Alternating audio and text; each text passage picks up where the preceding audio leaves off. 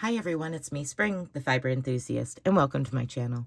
Today's crochet stitch tutorial is all about adding texture to your single crochet fabric as you go without creating big gaping holes behind your fabric.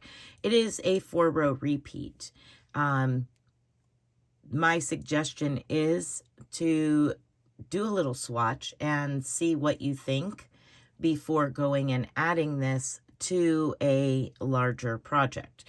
I'm making this up and thinking this would be a really awesome texture for those who like texture for sensory, because of the big bobble puff stitch type thing. I don't know why, but it feels so awesome to me. Depending on certain textures, some textures of yarn I can't stand, and the same with other people. As it goes along with other fabrics. And when a fabric is like this and it has these big bobbles on it like that, it is a texture perfect for me because all I want to do is play with them. And that is very mind-occupying. Like a fidget. There we go. That's what we can do. You can create a square with this type of texture and other types of textures that I could be doing in the near future. Connect the squares together and let it be a sensory, either pillow or small play, pad that they can play with all of these different textures. That would be fun. Or even just make a larger square of this and turn it into, a throw pillow cover for a child that likes textures and something to fidget with. This would be fun. I know I would sit there and play with these little bobbles or puff stitches or popcorn stitches. Any of those stitches I'd like to have on something to play with like this. But at any rate, this fabric is a solid fabric. If you're looking at the back of it, and generally you see big holes behind your puff stitch or your popcorn stitch, things like that, there's these holes. Well, in this particular case, this fabric does not have those great big holes because the way these stitches are created. So it is a 4-row repeat. I have 14 stitches. That's entirely up to you. What I'm doing is I'm kind of alternating and placement where they're being placed in between the previous row, right like that. So I've got this one above this one and between these two, if that makes any sense at all. All right, so here's what you're going to do. Your 4-row repeat is this. You're going to chain 1 and turn your work and single crochet. That is your repeat for the first 3 rows. The magic happens on the 4th row.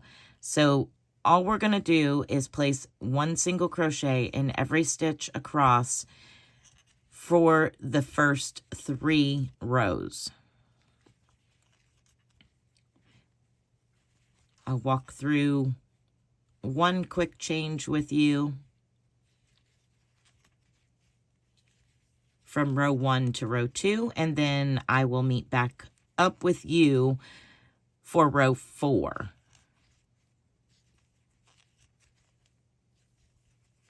Because I'd like to keep this short, sweet, simple, and to the point. All right, so there's row 1. You're going to repeat that 2 more times. Chain 1, turn your work, place a single crochet back into that very same stitch,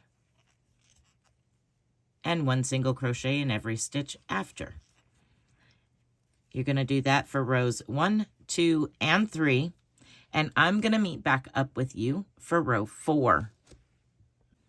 Okay, so here I am back to the front facing side on the end of row 3, beginning of row 4. All right, so here's how I figure out how to do my placement of these stitches. So as I can see, I have 1, 2, 3, 4 single crochets before this first puff stitch here. I'm going to go half of that, so that way my placement is almost directly above this one. And I'm going to place a single crochet in the very first stitch and in the next stitch. So chain 1, turn your work, single crochet in the first 2 stitches. Here we go. Now, how to create these great big huge puff stitches, bobbles, whichever you choose to call that. We're going to yarn over as if to double crochet. You're going to find your next single crochet and you're going to count down 2 rows below. So here's the row that we're on right here. 1 is your next, 2 is your next. So you can kind of pull it apart and see those little holes from your single crochet. So here's where our next stitch is. Then you're going to go 1 and 2. When you do that, go into that stitch, into that hole, pop it up out the next stitch. So that way it's kind of almost like doing a front post stitch. You now have that part of your post, your single crochet post, on your hook, just like that. Yarn over, pull up a loop, yarn over, and go through 2. Now you're going to do that till you have a total of 8 loops on your hook. We are now at 2. So yarn over, go back into that same stitch, pick up that post, yarn over, and pull up a loop, yarn over, and go through 2. 3 loops on your hook, yarn over, go back in, and you just keep repeating the same thing over and over again until you have 8 loops.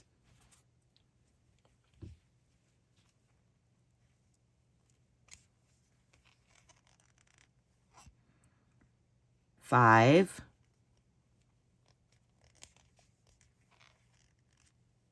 6, 7,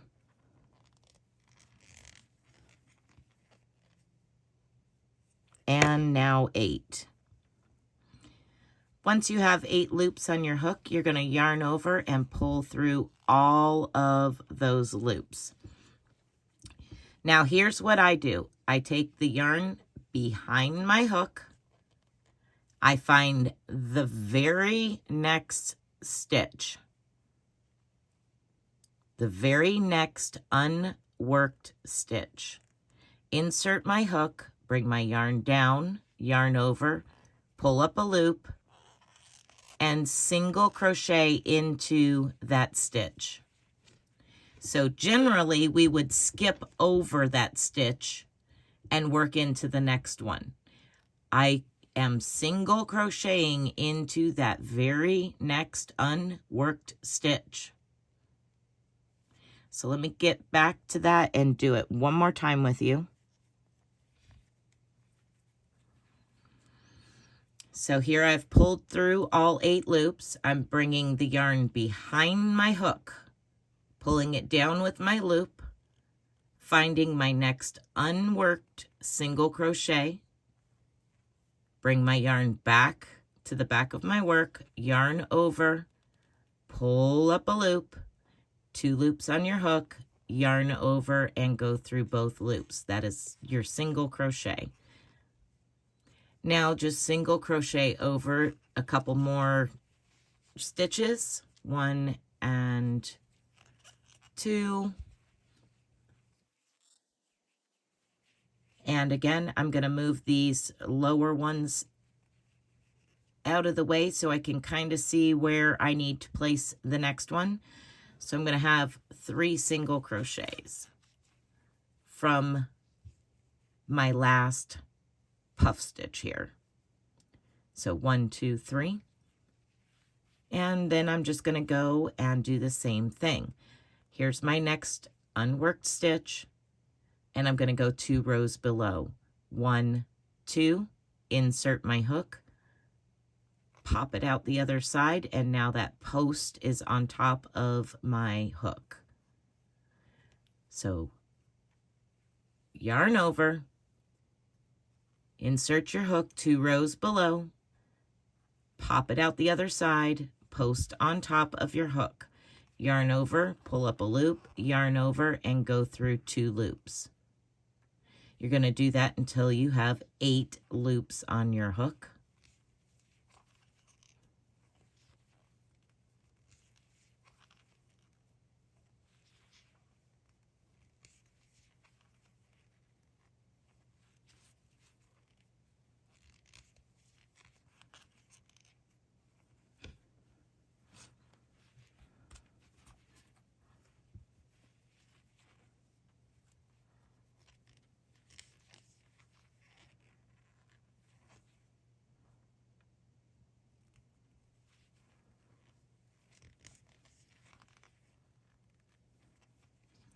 Once you have 8 loops on your hook, you're going to yarn over and pull through all 8 loops. We're not chaining here. We're going to single crochet to our next available single crochet. So place the yarn behind the hook, hold it with your loop so it's out of the way. Go down to your fabric, find your next available loop. Now bring the yarn to the back, yarn over, pull up a loop, and single crochet. We'll do this one more time together. I'm going to do 1, 2, 3 more single crochets. I'm going to yarn over, find my next stitch, and then go 2 below, 1 and 2. Insert my hook, pop it out the other side, yarn over, pull up a loop, yarn over, go through 2. Going to do that until I have 8 loops on my hook. It's 3,